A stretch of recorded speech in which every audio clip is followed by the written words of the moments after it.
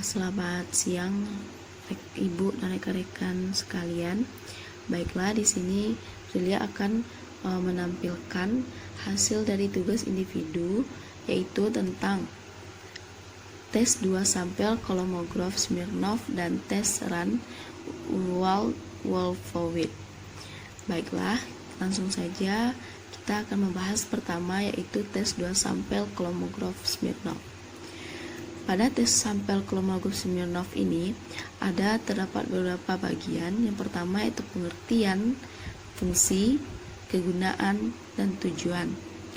Pengertian tes 2 sampel kolomograf ini yaitu suatu tes apakah 2 sampel independen telah ditarik dari populasi yang sama atau dari populasi-populasi yang memiliki distribusi yang sama. Maksudnya di sini yaitu dengan tes kolomograf ini kita mengetahui dengan tes kolomograf ini kita mengetahui apakah 2 sampel bebas tersebut berasal dari populasi yang sama atau tidak. Yang kedua yaitu fungsi pengujian. Fungsi pengujian ini ada 2, yaitu pengujian satu sisi dan pengujian 2 sisi. Di mana pengujian satu sisi ini yaitu untuk menguji perbedaan nilai tengah, sedangkan pengujian 2 sisi adalah untuk menguji jenis atau sembarang perbedaan nilai tengah kemencengan 2 buah populasi yang tidak berpasangan. Selanjutnya yaitu kegunaan. Kegunaan dari uji kolomograf ini yaitu untuk menguji hipotesis komparatif 2 sampel independen bila datanya berbentuk original yang telah tersusun pada tabel distribusi frekuensi kumulatif dengan menggunakan kelas-kelas interval. Tujuan dari tes 2 sampel kolomograf ini yaitu untuk mengetahui apakah 2 sampel bebas berasal dari populasi yang sama. Artinya di sini akan adanya pembuktian apakah sampel yang diambil apakah dari populasi yang sama atau yang berbeda. Seperti yang telah kita pelajari pada pertemuan sebelumnya, seperti tes 1 sampel kolomograf Smirnov. Tes 1 sampel kolomograf tersebut memperhatikan kesesuaian antara distribusi suatu himpunan harga-harga sampel dengan suatu distribusi teoritis tertentu. Sedangkan tes 2 sampel ini memperhatikan kesesuaian antara 2 himpunan harga-harga sampel. Nah, langsung saja kita bahas selanjutnya. Selanjutnya yaitu prosedur pengujian. Prosedur pengujian ini ada beberapa, ada 7 pembagian. Yang pertama yaitu kita harus menentukan sebaran frekuensi kumulatif SN1, SN1, dan SN2 dalam interval. Jika memungkinkan interval dibuat sebanyak mungkin. Yang kedua, susun skor hasil pengamatan dalam sebaran frekuensi kumulatif SN1 dan SN2. Yang ketiga, untuk setiap interval hitung selisih SN1 dan SN2. Yang keempat, hitung harga D maksimum dengan memakai rumus 1.1 dan nantinya pada slide berikutnya akan terdapat rumus tersebut.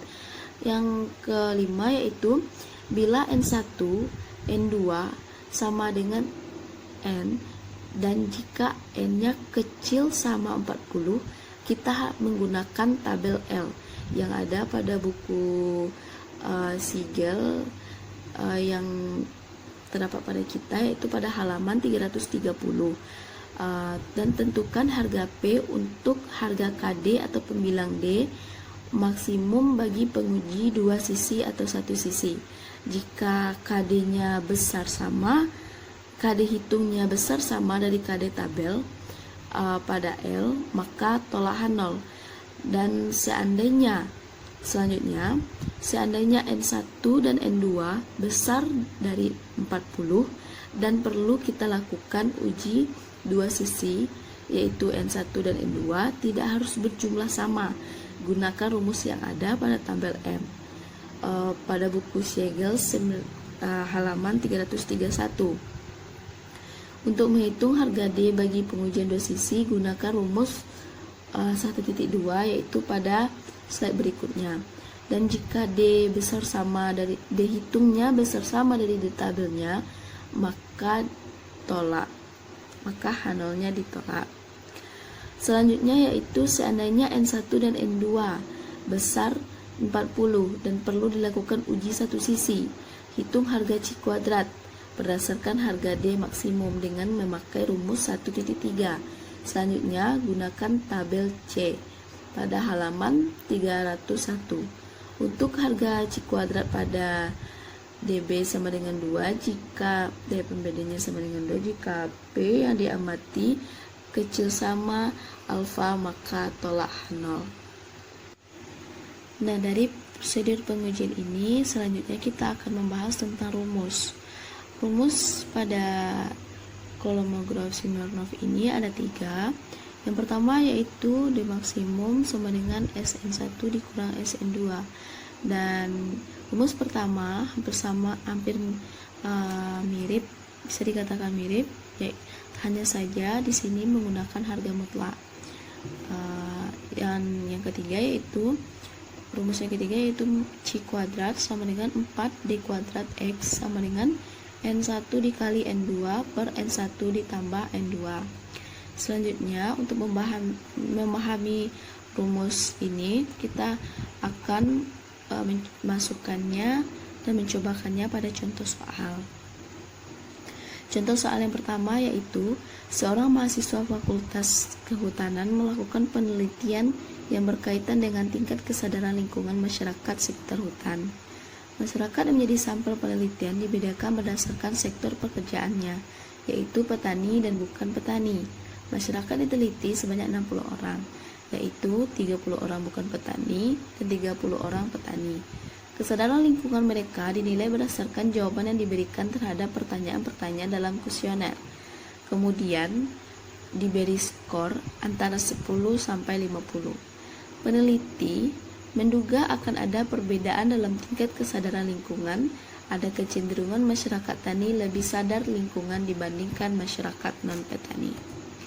Selanjutnya kita jawab, yaitu kita harus merumuskan hipotesis penelitiannya terlebih dahulu. Di sini telah terdapat H0-nya sama dengan SP sama dengan SN. Dan H1-nya yaitu SP lebih besar dari SN. Di sini ternyatanya yaitu alfa sama dengan 0,01. Dari hasil penelitian terhadap 60 orang yang diambil sebagai sampel disajikan pada tabel ini. Pada tabel 5.10 yaitu tingkat kesadaran lingkungan dari masyarakat. Yang skor di sini yaitu interval. Intervalnya yaitu dari 0 sampai 0,05 dan 0,5 sampai dengan 10 dan terakhir 45 sampai 50. Frekuensi di sini non petani yaitu 3, 3, 4, 5 dan jumlahnya adalah 30, dan petani 1, 2, 2, 1 dan jumlahnya sama 30. Nah, selanjutnya SNI. SNI di sini kita dapatkan yaitu dengan dari hasil dari non petani ini kita bagi dengan jumlah dari non petani yaitu 3/30, dan seperti kita telah belajar sebelumnya, ini pernah kita pelajari pada statistika dasar, dan pada pembelajaran SMA pun kita pernah mempelajari yaitu untuk mencari SNI yaitu dengan SNI di sini yaitu fungsi kumulatif. Fungsi kumulatif ini pada yang pertama yaitu 3/30. 3/30 ini kita dapatkan dari 3 per hasil dari jumlah non petani ini yaitu 3/30. Dan di sini 6. Kenapa didapatkan 6?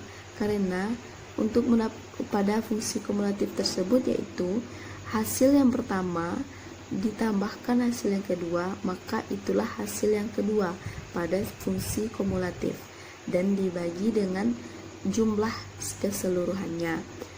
Dan sehingga pada fungsi kumulatif ini kita mendapatkan pada hasil akhirnya yaitu sama dengan 1, atau di sini 30, jumlah keseluruhannya 30, maka 30 per 30 sama dengan 1. Dan selanjutnya sama juga SN2 ini yaitu fungsi kumulatif pada petani, sama, dan pada SNI X dikurang SNI2 yaitu langsung saja kita mengurangi, yaitu 3 dikurang 1 sama dengan 2, 6 dikurang 3 sama dengan 3, dan seterusnya. Nah, selanjutnya berdasarkan data hasil penelitian yang tercantum pada tabel yang tadi, pada tabel 5.10, dapat ditemukan bahwa harga D maksimumnya yaitu sama dengan 13 per 30, atau harga KD-nya sama dengan 13. Nah, di sini kita dapat melihat nilai dari SN I dikurang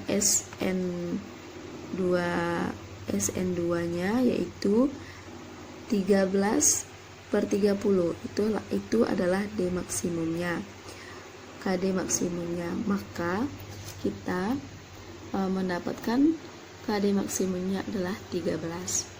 Maka keputusan pengujian yang pertama yaitu dalam penelitian ini harga KD sama dengan 13. Dan langsung saja kita lihat karena datanya ini merupakan data yang kecil, maka langsung saja kita lihat yaitu pada tabel L, yaitu di mana N-nya di sini banyaknya interval. Banyaknya interval ini berapa? Di sini 1, 2, 3, 4, 5, 6, 7, 8, 9, 10. Dan banyak N di sini banyaknya interval sama dengan 10. KD-nya ini dari SN dikurang SN1 dikurang SN2, kita mendapatkan D maksimumnya KD. Dan setelah kita dapatkan KD sama dengan KD, telah kita dapatkan KD-nya sama dengan 13. Dan pada tabel ternyata KD-nya lebih besar, KD hitungnya lebih besar dari KD tabel pada alfa sama dengan 0,01. Jadi P kecil dari alfa 0,01, maka tolak H0 dan terima H1. Kesimpulannya, berdasarkan pengujian di atas, dapat disimpulkan bahwa tingkat kesadaran lingkungan masyarakat petani sangat nyata lebih tinggi dibandingkan dengan tingkat kesadaran lingkungan masyarakat petani, masyarakat non-petani. Nah, dari soal ini langsung saja kita lihat jawaban dari soal ini untuk menambah pemahaman kita. Yang itu pada jawaban soal 2 ini intervalnya tetap 10, jumlah intervalnya itu 10, frekuensinya non petani 6, 8, 10, 8 yang jumlahnya 60, petani yang jumlahnya 90. SN1 yaitu fungsi kumulatif untuk non petani dan SN2 fungsi kumulatif untuk petani. Fungsi kumulatif untuk non petani ini seperti telah Julia jelaskan tadi didapatkan 0,100 ini yaitu pada harga pada fungsi kumulatif pertama dibagi dengan jumlah keseluruhan fungsi kumulatif, jumlah keseluruhan dari non petani ini. maka didapatkanlah 0,1 atau 0,100 dan berikut seterusnya. Dan di sini kita lihat, kita kurangkan, kita cari selisihnya pada fungsi kumulatif non petani dengan fungsi kumulatif petani dan kita dapatkan yaitu pada harga yang paling tertinggi atau D maksimumnya yaitu terletak pada 0,433. Maka langsung saja pada jawabannya, dari hasil penelitian dari contoh itu ditampilkan pada tabel 5.11. Berdasarkan data hasil penelitian tersebut dapat diketahui bahwa harga D maksimum 0,433. Untuk mengetahui harga kritis D pada pengujian dua sisi pada alfa sama dengan 0,01, kita lihat tabel M pada halaman 331. Didapatkan rumusnya seperti berikut ini, yaitu tabel M 1,63 akar dari N1 ditambah N2 per N1 dikali N2, dan kita dapatkan hasilnya 0,272. Keputusan pengujian D maksimum ini, harga D sama dengan 0,433. Hasil perhitungan menggunakan rumus yang didapatkan pada tabel yaitu 0,272. Artinya D hitung lebih besar dari D tabel pada alfa yang kita gunakan yaitu 0,01. Jika P-nya lebih kecil dari alfa, maka tolak H0 dan terima H1. Kesimpulannya, berdasarkan pengujian di atas dapat disimpulkan bahwa ada perbedaan tingkat kesadaran lingkungan antara masyarakat petani dengan masyarakat tidak petani. Pada tabel ini mungkin teman-teman sekalian bingung, yaitu dari mana dapat rumusnya. Rumusnya di sini dapat kita lihat pada tabel M tersebut pada buku halaman 331. Pada tabel tersebut terdapat tingkat taraf kepercayaannya yaitu 0,10, 0,05, 0,25, 0,01, 0,05 dan 0,001. Di sini di mana kita mendapatkan rumus ini dikarenakan pada taraf kepercayaannya yaitu alfa sama dengan 0,01. Maka kita lihat pada alfa 0,01 kita menggunakan yaitu rumus 1,63 akar N1 ditambah N2 per N1 dikali N2. Nah, dengan dua contoh tersebut, di sini Zulia memiliki soal untuk menambah pemahaman dari contoh yang telah Zulia berikan, yaitu kita dapat menyelesaikannya. Silahkan dicoba kepada rekan-rekan. Itu soalnya seandainya sudah ada dugaan bahwa tingkat kesadaran lingkungan masyarakat petani lebih tinggi dibandingkan dengan masyarakat non petani. Penelitian seperti contoh nomor 2. Dengan demikian kita harus melakukan pengujian dengan menggunakan alfa sama dengan 0,01.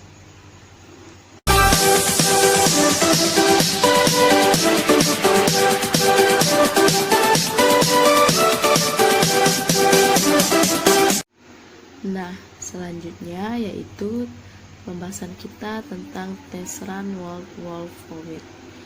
Pada tes run wall fluid ini ada 3 pembagian. Yang pertama pengertian, yang kedua kegunaan, Dan yang ketiga, syarat penggunaan tes. Pertama, kita akan memahami tentang pengertian. Tes Run-Wolfowitz ini merupakan statistik bebas yang tidak mensyaratkan bentuk sebaran parameter populasi, baik itu normal atau tidak. Di mana kegunaannya, tes ini digunakan untuk menguji signifikansi hipotesis komparatif dua sampel independen atau bebas bila datanya berbentuk ordinal dan disusun dalam bentuk run. Oleh karena itu, sebelum data dua sampel kita misalkan N1 dan N2 dijumlahkan dan dianalisis, maka perlu disusun terlebih dahulu datanya ke dalam bentuk ranking, baru kemudian dalam bentuk run. Syarat penggunaan tes ini. Nah, baiklah, selanjutnya yaitu syarat penggunaan tes. Syarat penggunaan tes ini yang pertama yaitu skala datanya berbentuk ordinal. Yang kedua sampel berasal dari populasi yang bebas atau independen. Selanjutnya, langkah-langkah dalam penggunaan tes Run-Wolfowitz. Yang pertama, aturlah skor N1 dan N2 dalam suatu rangkaian berurut. Dalam artian di sini dari yang terkecil ke yang terbesar. Terus selanjutnya tentukan banyak run dari skor yang telah kita urutkan tadi. Selanjutnya, metode untuk menentukan signifikan harga observasi bergantung pada ukuran N1 dan ukuran N2. Di sini terbagi atas dua. Yang pertama, jika N1 dan N2 kecil sama 20, maka kita bisa langsung saja melihat pada tabel F1 yang memberikan harga-harga kritis R pada tingkat signifikan 0,05. Kalau harga observasi R itu sama dengan atau lebih kecil daripada harga di tabel untuk harga N1 dan N2 observasi, maka H0 dapat ditolak pada alfa sama dengan 0,05. Yang kedua yaitu jika N1 dan N2 besar sama 20. Pada N1 dan N2 besar sama 20 ini kita tidak bisa langsung melihatnya atau mendapatkan nilainya dengan melihat pada tabel, tetapi kita menggunakan rumus yang digunakan untuk menghitung harga Z yang kemungkinan akan terjadinya di bawah 0. Dapat diterapkan dengan membaca P yang berkaitan dengan Z itu, sebagaimana yang diberikan pada tabel A. Nah, selanjutnya, bila terjadi angka sama antara skor-skor dari kedua sampel yang berlainan, ikutilah prosedur yang disarankan dalam pembicaraan mengenai angka sama. Di sini, angka sama atau T, idealnya tidak ada angka sama yang terjadi dalam skor-skor yang digunakan untuk suatu tes run. Karena populasi-populasi yang merupakan asal-usul sampel-sampel itu dianggap mempunyai distribusi kontinu. Namun pada prakteknya kadang-kadang terjadi angka yang sama. Kalau angka sama terjadi antara anggota-anggota kelompok yang berlainan, maka deretan skor itu tidak tunggal atau bukan merupakan satu-satunya kemungkinan deretan. Nah, selanjutnya kita akan memahami tentang rumus tes Run-Wolfowitz.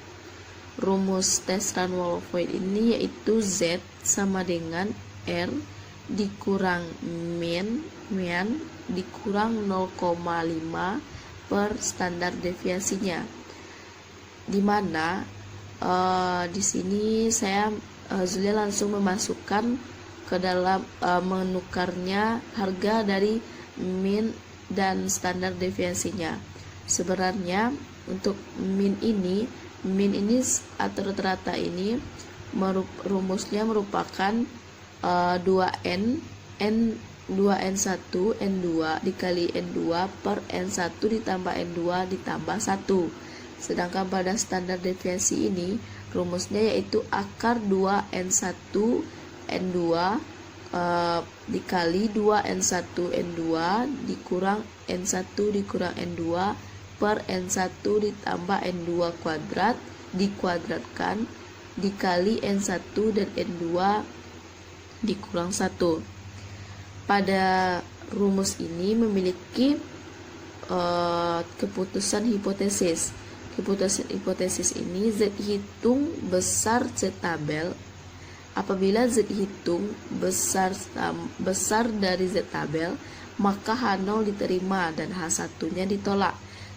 Dan jika Z hitungnya besar sama Z tabel, maka H0 ditolak dan H1 diterima.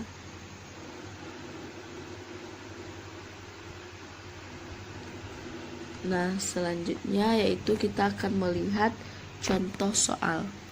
Contoh soal yang pertama, dilakukan penelitian untuk mengetahui adakah disiplin kerja antara pegawai golongan 3 dan 4 yang didasarkan atas keterlambatan masuk dan pulang kantor. Berdasarkan sampel yang dipilih secara random terhadap 10 pegawai golongan 3 dan 4 diperoleh jam keterlambatan masuk kantor sebagai berikut. Pada soal ini kita mengetahui judul penelitiannya itu perbedaan disiplin kerja antara pegawai golongan 3 dan 4. Variabelnya di sini yaitu tingkat golongan gaji, yaitu variabel bebas. Pada golongan 3 dan golongan 4 disiplin kerja yaitu variabel bebas juga. Rumusan masalah di sini yaitu adakah perbedaan disiplin kerja antara pegawai golongan 3 dan 4. Dan selanjutnya sampel terdiri atas dua macam yaitu golongan 3 dan sebanyak 10 orang dan golongan 4 sebanyak 10 orang. Selanjutnya hipotesis yang kita miliki yaitu H0 tidak terdapat perbedaan disiplin kerja antara pegawai golongan 3 dan 4, dan H1-nya terdapat perbedaan disiplin kerja antara pegawai golongan 3 dan 4. Kriteria pengujian hipotesis ini H0 diterima bila run hitung lebih besar dari run tabel. Langsung saja pada penyajian data. Pada penyajian data untuk menghitung jumlah run sehingga dapat digunakan untuk pengujian, maka dua kelompok data tersebut disusun secara berurutan, yaitu dari yang terkecil ke yang terbesar.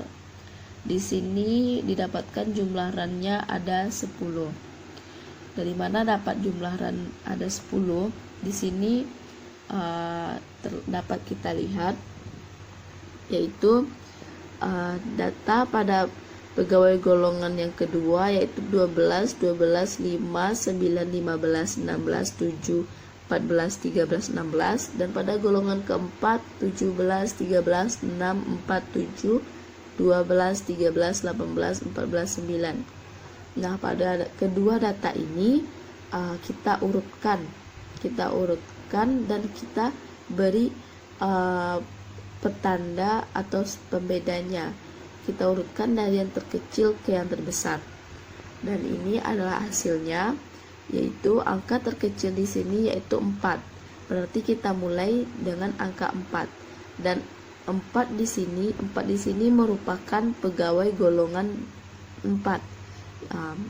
Berarti di sini kita misalkan sebagai A dan di sini kita misalkan sebagai B. Berarti golongan 3 sama dengan A dan golongan 4 sama dengan B. Di sini terdapat banyaknya run. Nah, kita dapat menghitung run. Berapa sih banyak run dari contoh soal yang pertama? Di sini kita dapat kita urutkan. Setelah kita urutkan seperti ini hasilnya. Di sini angka 4 dimulai dengan pegawai golongan 4. Yaitu kita misalkan dengan B 1 runnya 1, 2, 3, 4, 5, 6, 7, 8, 9, 10. Berarti banyak run di sini, yaitu pada contoh soal 1 yaitu sebanyak 10. Maka langsung saja kita masukkan ke dalam rumus, yaitu perhitungannya berdasarkan harga-harga dalam tabel tersebut. Maka harga run awal fluid ini yaitu Z sama dengan kita masukkan R tadi, run tadi, dikurang dengan min tadi. Min ini kan 2N1 dikali N2 per N1 ditambah N2. Dan di sini seperti yang kita telah misalkan tadi, yaitu A dengan B. Berarti 10 dikurang 2 dikali A dikali B per A ditambah B, yaitu 2 kali 10 dikali 10 per 10 ditambah 10 ditambah 1. Dan hasilnya hasil Z hitungnya mendapatkan 0,16. Dari tabel setelah kita mendapatkan nilai Z hitung, kita bisa melihat pada tabel Z tersebut. Dari tabel tersebut telah diketahui kan, pada soal telah diketahui N1 sama dengan 10, N2 sama dengan 10, maka harga run kritisnya sama dengan 6. Untuk kesalahan 0,05. Berdasarkan hal tersebut, ternyata run hitung lebih besar dari tabel, maka H0 diterima dan H1 ditolak. Kesimpulannya, tidak ada perbedaan disiplin kerja antara pegawai golongan 3 dan pegawai golongan 4. Selanjutnya kita memiliki contoh soal yang kedua. Contoh soal yang kedua ini dalam suatu studi menguji teori ekuipotensialitas. Giseli membandingkan proses belajar 21 tikus normal atau dalam suatu tugas membeda-bedakan keadaan terang dengan proses belajar ulang 8 tikus yang telah dioperasi dan keadaan konteks yang baik.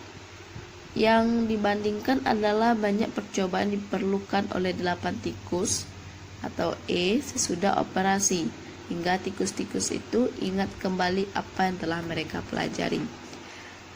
Dengan hal percobaan yang diperlukan 21 tikus, kita misalkan C, sehingga mereka tahu. Yang pertama H0. H0 tidak ada perbedaan antara, ini merupakan hipotesisnya. H0 tidak ada perbedaan antara tikus normal dan tikus yang telah menjalani operasi dalam keadaan dengan keadaan konteks yang tidak baik dalam hal tingkat belajar atau proses belajar ulang untuk membeda-bedakan keadaan terang. H1-nya, kedua kelompok tikus itu berbeda dalam hal tingkat belajar. Kita lihat tes statistiknya, yaitu tes ini dipilih sebagai tes menyeluruh untuk perbedaan-perbedaan antara kedua kelompok itu. Karena N2 besar 20 akan digunakan pendekatan kurva normal. Tingkat signifikannya yaitu alfa sama dengan 0,01. Di sini kita telah mengetahui N1 kita misalkan tikus yang melakukan sesudah operasi, yaitu dalam keadaan konteksnya baik, yang yaitu 8 tikus, dan N2 yaitu 21 tikus normal. Selanjutnya distribusi samplingnya. Tabel A menyajikan kemungkinan yang berkaitan dengan terjadinya di bawah 0 suatu harga se ekstrim Z yang dihitung dari rumus. Yang kelima, daerah penolakan. Daerah penolakan terdiri dari semua harga Z yang sedemikian ekstrim sehingga kemungkinan berkaitan dengan kemunculan harga-harga itu di bawah 0 sama dengan atau kurang dari alfa sama dengan 0,01. Keputusan pada tabel 6.2 menyajikan banyak percobaan yang diperlukan oleh 8 tikus yang telah menjalani operasi dan yang diperlukan oleh 21 tikus normal sebelum mereka mempelajari apa yang ditugaskan kepada mereka. Di sini pada tabel 6.22 percobaan yang diperlukan oleh tikus E dan tikus C sebelum terjadi pengenalan atau pengenalan kembali. Tikus E datanya yaitu 20, 55, 29, 24, 75, 56, 31, 45. Tikus C 23, 8, 24 dan seterusnya. Sama dengan contoh soal yang pertama tadi, kita harus mengurutkan terlebih dahulu dari yang terkecil hingga yang terbesar. Lalu kita cari runnya dan kita masukkan ke dalam tabel. Kita masukkan ke dalam rumus. Langsung saja kita mendapatkan di sini harga terkecilnya yaitu 8 dan harga terbesarnya atau nilai yang terbesarnya adalah 75. Di sini kita telah memisalkan tikus E ini merupakan tikus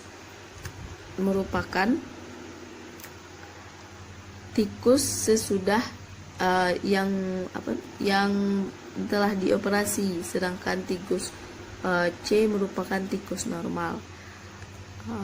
Di sini kita dapatkan runnya yaitu 1, 2, 3, 4, 5, dan 6. Berarti dari contoh soal yang kedua ini kita mendapatkan runnya ini 2, kita dapatkan runnya sebanyak 6. Nah, selanjutnya yaitu untuk menentukan kemungkinan di bawah H0 harga R yang sekecil itu atau lebih besar, maka kita hitung harga Z dengan substitusi harga-harga observasi kita tadi, yaitu run sama dengan 6, N1 sama dengan 8, dan N2 sama dengan 21. Kita masukkan ke dalam rumus sama seperti contoh soal yang nomor 1, dan setelah kita masukkan, kita mendapatkan harga Z hitungnya sama dengan 2,92. Maka kita akan memperoleh dari Z hitung tersebut, kita akan memperoleh Z tabel. Gunakan tabel A sebagai acuan. Kita telah pada tabel A ini kita telah mengetahui bahwa Z tabel lebih besar sama 2,92, mempunyai kemungkinan kemunculan di bawah H0 sebesar P sama dengan 0,0018. Karena harga P ini lebih kecil dari alfa sama dengan 0,01, maka keputusannya adalah menolak H0 dan menerima H1. Kita menyimpulkan bahwa kedua kelompok hewan itu secara signifikan berbeda dalam tingkat belajar atau proses belajar kembali. Nah, kita telah memiliki 2 contoh soal. Dari 2 contoh soal tersebut kita dapat memahami dan bagaimana cara memasukkan ke dalam tabel dan bagaimana kita cara langsung melihat pada tabel. Nah, selanjutnya Zulia memiliki latihan soal untuk rekan-rekan sekalian, yaitu 10 anak laki-laki berusia 4 tahun dan 10 anak perempuan berusia 4 tahun diobservasi pada waktu bermain selama 15 menit. Dan setiap permainan masing-masing anak diberi skor untuk kejadian, data skor agresi anak laki-laki dan perempuan. Ujilah dengan ujian Wolf-Voigt dengan H0 tingkat agresi anak laki-laki sama dengan tingkat agresi anak perempuan, di mana alfanya di sini yaitu 5%. Ini merupakan datanya. Pada data laki-laki 86, 69, 72, 65, 113, 65, 118, 45, 141, dan perempuan 55, 40, 22, 58, 16, 79, 16, 26, 36. Dari pemahaman tadi, rekan-rekan sekalian dapat mengerjakan latihan soal ini. Jangan lupa kita harus mengurutkan terlebih dahulu dari yang terkecil ke yang terbesar, dan kita masukkan ke dalam rumus. Baiklah, dari latihan soal ini rekan-rekan dapat menyelesaikan soal pada tes run Wolfowitz ini. Nah, sekian presentasi dari tugas individu Zulia tentang 2 sampel kolomograf Smirnov dan tes run Wolfowitz. Akhir kata, mohon maaf atas segala kesalahan dan terima kasih atas segala perhatian. Assalamualaikum warahmatullahi wabarakatuh.